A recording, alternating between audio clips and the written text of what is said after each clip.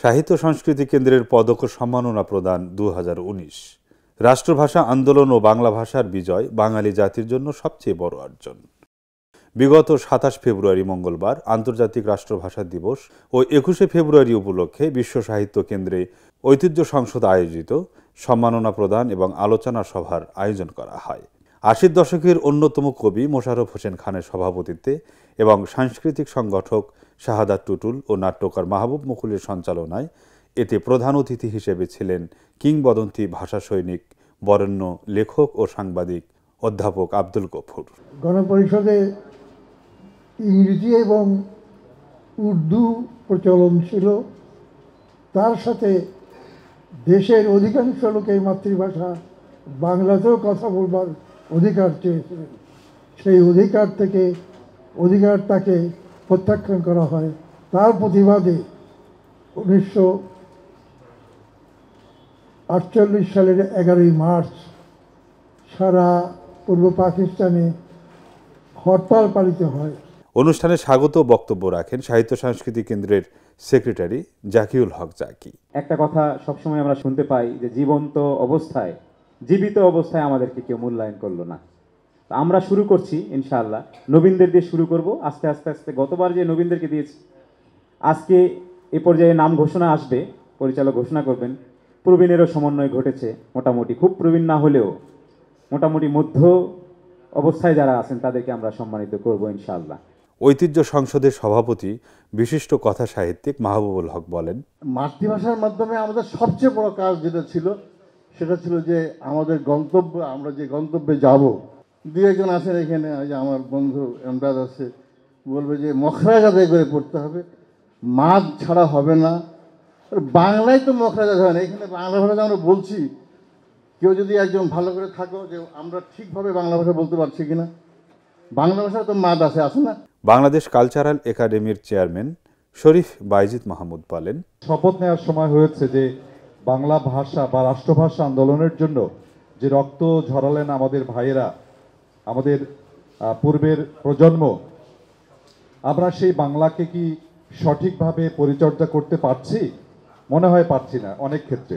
সেই জন্য আমি তরুণ যারা লিখিয়ে আছেন, কবি, সাহিত্যিক, শিল্পী যারা আছেন, আসুন আমরা সকল ক্ষেত্রে, সর্বক্ষেত্রে বাংলা ভাষাকে সঠিকভাবে প্রয়োগ করি, বাংলা ভাষাকে সুন্দর করে বলতে শিখি। নতুন মাত্রার সম্পাদক গবেষক ডক্টর ফজলুল হক তুহিন বলেন, তরুণ প্রজন্ম ঐতিহ্যবাহী, তাদেরকে সব দিক থেকেই তাদের শুধু পদক দিলে হবে না, তাদের জীবন জীবিকার বিষয়টিও দেখতে হবে। যারা এখানে নেতৃস্থানীয় সাহিত্য আন্দোলনের পুরোধা ব্যক্তিত্ব আছেন তাদেরকে অনুরোধ জানাবো, তাদের জীবন জীবিকা সহ তাদের সর্বাঙ্গীন জীবনকে স্বাচ্ছন্দ্যপূর্ণ এবং সুন্দর করার লক্ষ্যে তাদের পাশে সবসময় থাকবেন। তাদের জীবন কিভাবে আরও সুন্দর হয় সে বিষয়টিও দেখবেন, কারণ জীবন সুন্দর না হলে সাহিত্য কখনো হবে না। বাংলাদেশ কালচারাল একাডেমির সেক্রেটারি আবিদুর রহমান বলেন, আজকের বাংলাদেশের বহুমুখী শিক্ষা ব্যবস্থায় আমার দৃষ্টিতে দুইটা শিক্ষা ব্যবস্থার ছাত্ররা বাংলাও বোঝে না, বাংলা শব্দ বললে তার অর্থ সে জানে না। গার্জিয়ানদেরকে অনুরোধ করব আর একটু যত্নশীল হওয়ার জন্য। অনুষ্ঠানে প্রতি বছরের ন্যায় এবারও 5 জনকে বিভিন্ন ক্যাটাগরিতে পদক ও সম্মাননা প্রদান করা হয়। সম্মাননা প্রাপ্তরা হলেন সাহিত্যে কবি আহমদ বাসির, সঙ্গীতে আবুল আলা মাসুম, নাটকে আহসান হাবিব খান, অনুবাদে আলী আহমদ মাবরুর, সম্পাদনায় কবি হাসান রুহুল। চমৎকার এ অনুষ্ঠানে আলোচনা পর্বের ফাঁকে ফাঁকে চলে ভাষা দিবসের গান ও কবিতা আবৃত্তি। মাগো তোমার ডাকে এসেছে ফিরে 21শে ফেব্রুয়ারি, বুকে নিয়ে তারে মুছে ফেলো মাগো তোমার নয়ন বাড়ি।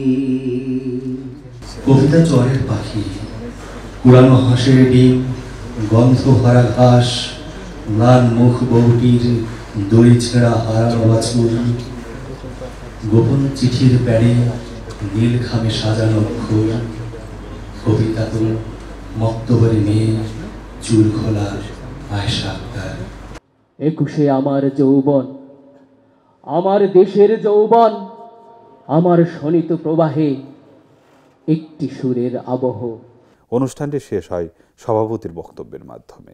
আমাদের এই যে ছোট্ট ধারাবাহিকতা শুরু হয়েছে, এই ধারাবাহিকতা যেন আগামীতে অব্যাহত রাখতে পারি, সেজন্য আপনারা দোয়া করবেন। সবাইকে আন্তরিক শুভেচ্ছা ও সালাম।